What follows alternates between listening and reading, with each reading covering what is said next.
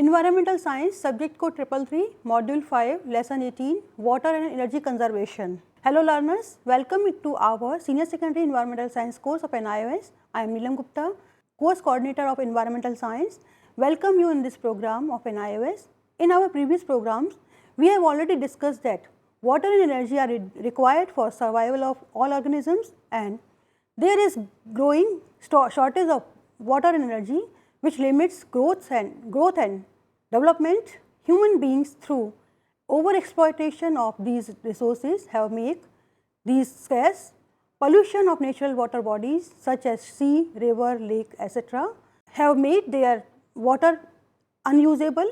The problem of growing shortage of two essential resources, namely water and energy, can be solved only through their wise use and effective conservation. Energy conservation refers to reducing energy consumption through using less of energy services. For detailed discussion of water and energy conservation, we have with us Mrs. Shivani Goswami, retired HOT from Mothers International School, New Delhi. She has long association with NIOS. She will discuss this lesson in detail. Friends, we are going to start with the second part of the lesson, that is conservation of energy. Today's lesson, the objectives would be use of energy by society and various conventional and non-conventional sources of energy, improving energy efficiency in home, place of work, transport, industry, etc., and various energy conservation programs in the country. Energy may be defined as the capacity to do work. Energy can be transformed from one form to another. However, energy can neither be created nor destroyed and cannot be recycled. The sources of energy may be renewable or non-renewable. Use of energy by society. Human beings and all other living organisms require energy for their activities and physiological functions. Living organisms obtain the energy from food and is stored in the form of a compound called ATP. I am sure you have heard about this adenosine triphosphate molecule. It is a high energy molecule. In nature, the ultimate source of energy is sun. During transfer of energy through food chain, some energy is always lost as heat. Apart from energy required for life processes, humans need energy for carrying out various activities that make life comfortable. These are: heat or electrical energy is needed for cooking. Electricity is required for running various appliances like light, fan, coolers, etc. Fuel such as petrol and diesel is required for our transport vehicles. Energy is required for pumping water up the multi-storied buildings. Energy is also required for various industrial processes that ultimately result in manufacture of different kinds of goods. Energy is required in agriculture for irrigation, tractors, for farm machines, spraying pesticides, etc. Thus, not only for our life survival, we also use energy for various other aspects of our life that make our life comfortable. This shows the split of the total world energy consumption. This was taken in 2013. As the picture shows, the majority part, that is almost 80%, is from non-conventional, that is non-renewable resource. We can take it from the fossil fuels. The three forms of fossil fuels that are maximum in use are petroleum, coal and the natural gases. Only about 18 or 19% of it is from the non-conventional sources of energy, the split of which is shown in the smaller diagram. You can read the details one by one. Total fossil fuel is 80%, whereas the renewable is about 11% biomass, 0.17 solar energy and 0.12 is the geothermal heat. Hydropower is about 3.3 and biodiesel is about 0.17% and biomass electricity is only about 0.28%. Wind power is about 0.5 and geothermal electricity is about 0.07%. Solar photovoltaic power is about 0.06% and Ocean power is about 0.001%. So, there is this aspect of renewable split, sources of energy, how we conserve the non-renewable and renewable sources of energy. The conventional sources of energy are fossil fuels. They are limited and non-renewable. Fossils are remains of organisms that lived in the past, and fossil fuels are plants that got buried under the earth that became rocks over the years. Fossil fuels have to be unearthed from mines. About 70% of India's energy generation capacity is from fossil fuels, with like coal accounting for 40%, followed by crude oil and natural gas as at 24% and 6% respectively. The type of fossil fuels are coal, that is a solid form. It is mined and then transported through trucks and trains. In our country, coal mines are found in Raniganj, Jharia and Dhanbad in Bihar. Next is the oil. It is a liquid form which is pumped out from the ground after drilling a well. It is sent to far off places through tankers or pipes. Oil is used in automobiles and aeroplanes. In India, oil is found along the west coast and in Digboi in Assam. Third is the natural gas. It is a mixture of gases. Methane is the primary component of it. The gas we use for cooking, which comes in cylinders as LPG, that is liquid petroleum gas, or as compressed natural gas, we call it as CNG, which is largely being used for public vehicles.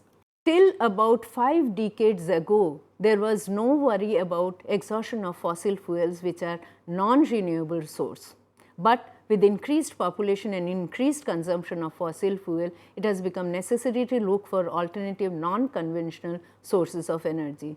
These are on your screen: solar energy, wind energy, hydel energy, tidal energy, geothermal power and energy from biomass. Comparison of when we carry out comparison of conventional and non-conventional sources, there are 3 points that come to our mind. Conventional sources are non-renewable. Other than hydel power, all of them cause air pollution and cause environmental threats. They are expensive and they are non-renewable. So, there is a danger of running out of their reserves. Non-conventional energy is considered the energy of future. Considering the benefits of non-conventional energy, many countries have started producing this energy in large scale. Solar energy is the first one, or the energy from sun is very important. It is widespread in nature, is non-polluting and available free of cost. Solar energy is now harnessed through solar panels directly, which heat homes by solar radiation, solar photovoltaic cells used in solar TVs, etc., and is used to cook food in solar cookers. Solar energy is also used in industries. Next is the wind energy. Wind has the power to propel the blades of wind turbines. These turbines cause the rotation of the magnets which create electricity. Global wind power capacity has expanded rapidly to 236 gigawatts in 2014, and wind energy production was around 4% of total world electricity usage. A windmill is a mill that converts the energy of the wind into rotational energy by means of the vanes called the sails or the blades. Next is our hydropower or hydel power. Many dams have been built on rivers to store water at a height, and then potential energy of the stored water is converted to kinetic energy by letting the mass of water flow over turbines. Thus, electrical energy is obtained converting the potential energy of the mass of water into electrical power. It is very widely used, accounting for about 16% of global electricity generation. The cost of hydroelectricity is relatively low, making it competitive source of renewable electricity. It produces no direct wastage of water and has lower output level of carbon dioxide. On the screen you can see the largest hydel project in China on the Three Gorges River. Next is our tidal energy. Tidal oceanic energy is the energy of ocean or sea waves which drive energy from wind, which in turn drives from the solar energy. So, the sun heats up the water and it in the cyclic change gives rise to the waves. Tidal energy can be transformed into electrical energy. Tidal stream generators or TSGs make use of this kinetic energy of moving water to power turbines in a similar way to wind turbines. Our next one is the geothermal energy. Geothermal power is the heat energy or the thermal energy present in the earth's crust. The heat in the upper part of the earth is readily accessible and can be used to generate electricity. Geothermal power is cost effective, it is reliable and environment friendly. Geothermal wells release greenhouse gases tapped deep in the earth, but these emissions are much lower than those of the fossil fuels. Then comes the energy from biomass.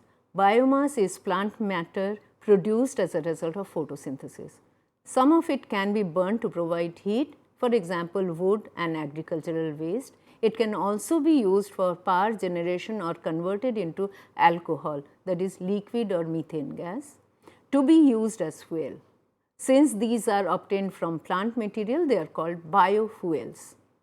Biomass is renewable energy and shall be available as long as plants grow on earth. Thus, for supplying fuel wood, fast growing trees like oil palms, then species such as euphorbia, jatropha, etc. are being planted. Another use of biomass as fuel is to collect agricultural waste, crop residues and animal manure and convert by bacteria into biofuels such as biogas. Biogas digesters are large vessels in which organic waste, that is from plants and animals, are made to undergo bacterial transformation and produce biogas, which can then be used for heating, cooking, etc. Biogas is a mixture of methane and carbon dioxide. Methane can be obtained by anaerobic digestion of manure and sludge of sewage treatment units by means of anaerobic bacteria. This is one way of treating the sewage. This is a pictorial depiction of a biogas gas plant. On the left are the pipes through which the waste matter is pumped into the digester, and after anaerobic digestion the gas accumulates on the top, which can be then piped into the household uses. Bioethanol is an alcohol made by fermentation mostly of carbohydrates produced in sugar and starch crops such as corn and sugarcane. It also made from beetroot by fermentation and distillation. Ethanol can be used as a fuel for vehicles in its pure form. Pure ethanol may be used and there is no need to change the engine from ethanol in a place of petrol. It is made from vegetable oils and animal fats. Biodiesel can be used as a fuel for vehicles in its pure form, but it is usually used as a diesel additive to reduce levels of carbon monoxide from diesel powered vehicles. In India, some oil yielding trees that can give biodiesel are Ratanjot, then Nagchampa and rubber seeds. Biodiesel does not contain any petroleum, but it substitutes for the petroleum in the same conventional engine.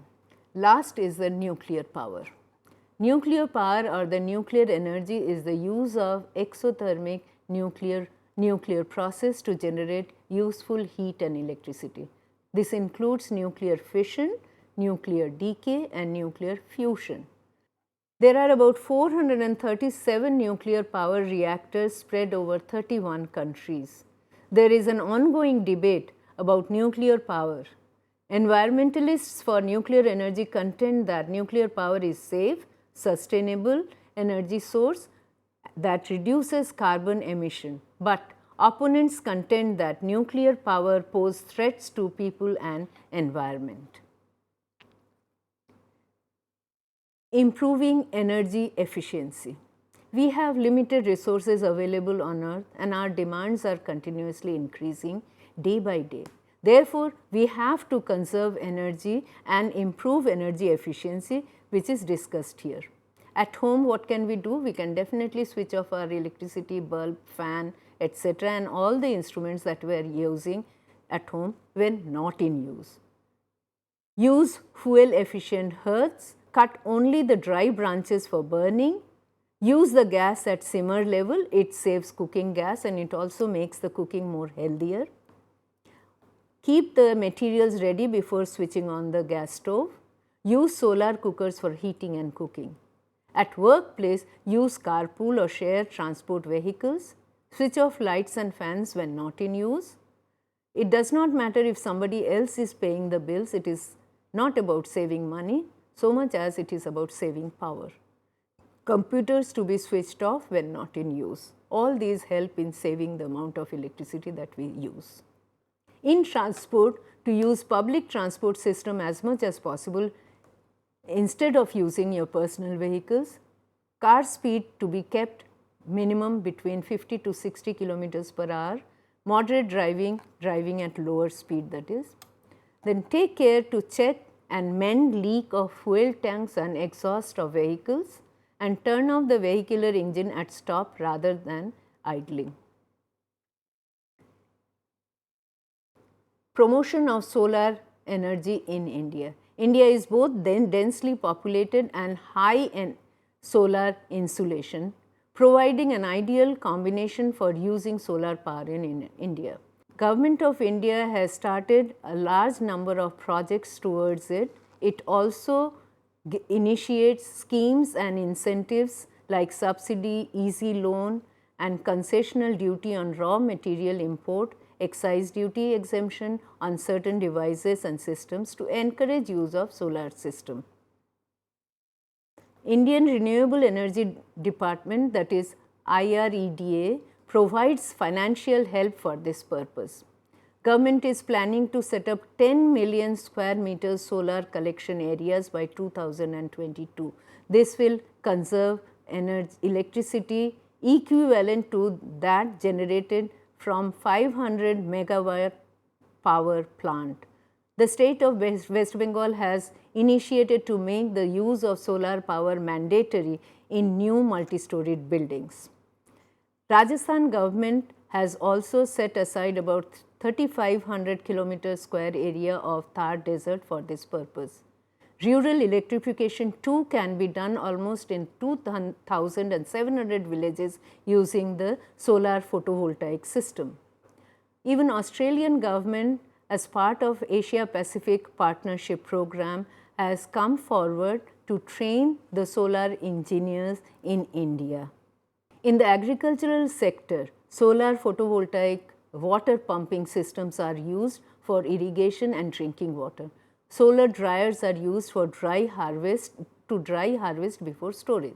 Solar cookers, solar energy used for supply of hot water in hospitals, hotels and large kitchens have solved the problem of electricity to some extent and it needs to be extended. Promotion of CFLs and LED bulbs for lighting. CFL is the compact fluorescent light. This contains mercury, that is the essential component of the bulb for the fluorescent lighting.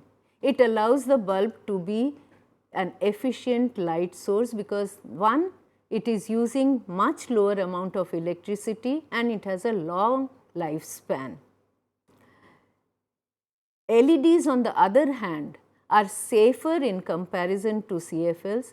There is no mercury in the bulbs and most of these LEDs have a longer lifetime in comparison, but yes, they are costlier, but it is being compensated for its long life.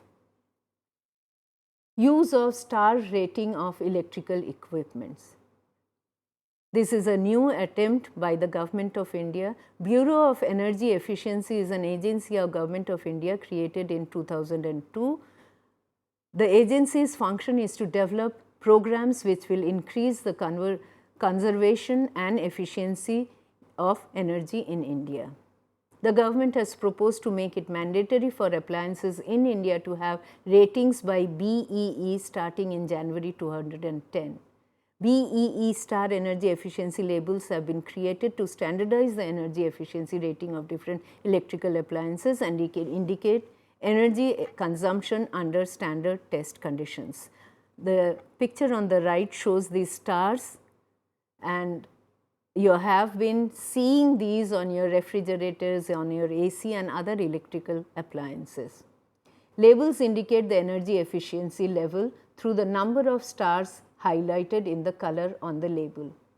Star rating system ranges from 1 star, that is least energy efficient, thus least money saved, to 5 stars, most energy efficient, thus most energy saved. Refrigerators, air conditioners, washing machines, lighting systems, etc. will bear these star levels to indicate their energy efficiency. Transport and energy.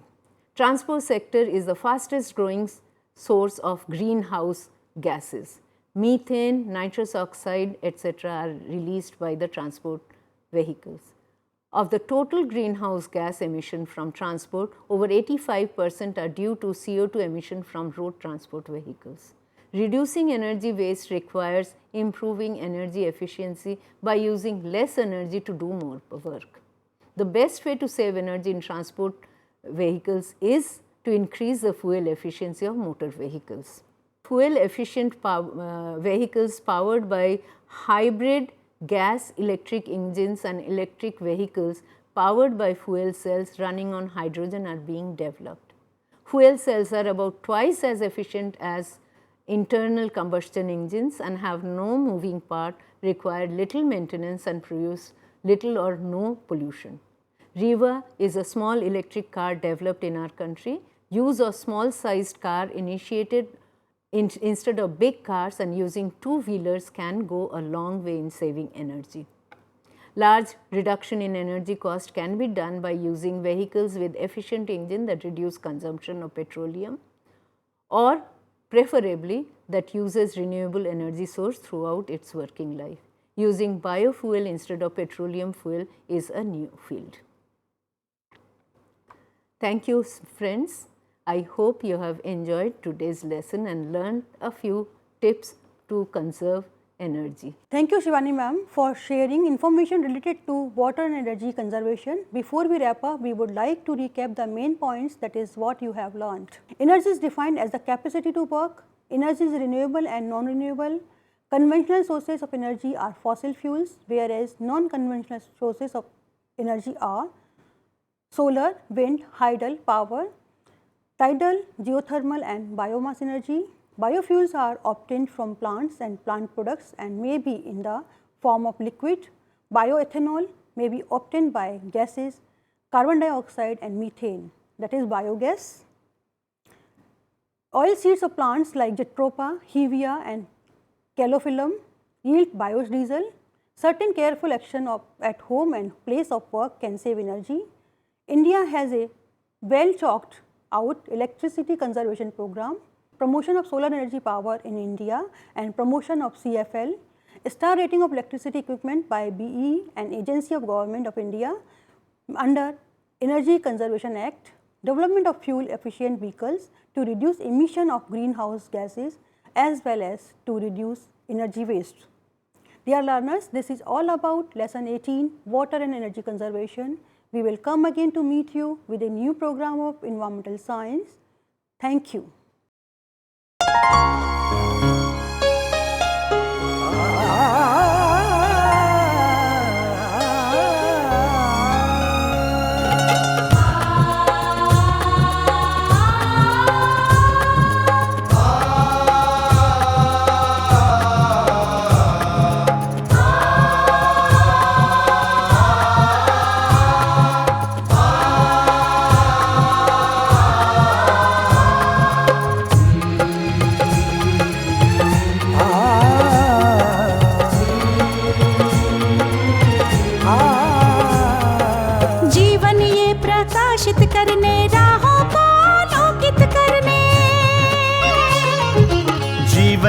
प्रकाशित करने, राहों को आलोकित करने।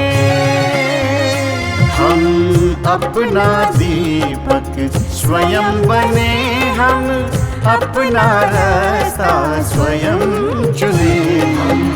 अपना दीपक स्वयं बने, हम अपना रास्ता स्वयं चुने। जीवन ये प्रकाशित करने, राहों को आलोकित करने।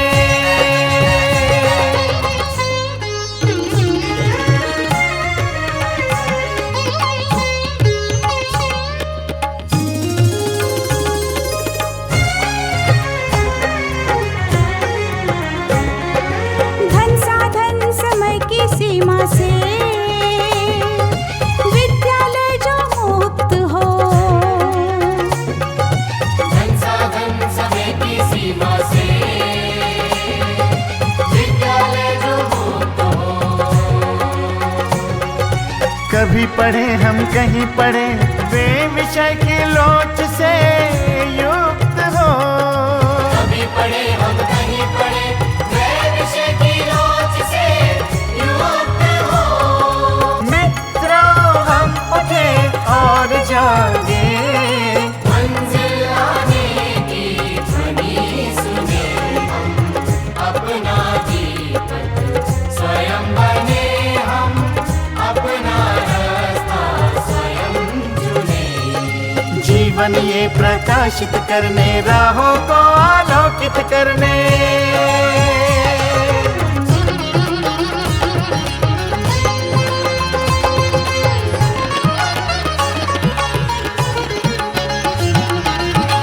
राष्ट्रीय मुक्त विद्यालय का है द्वार खुला सबकी खातिर।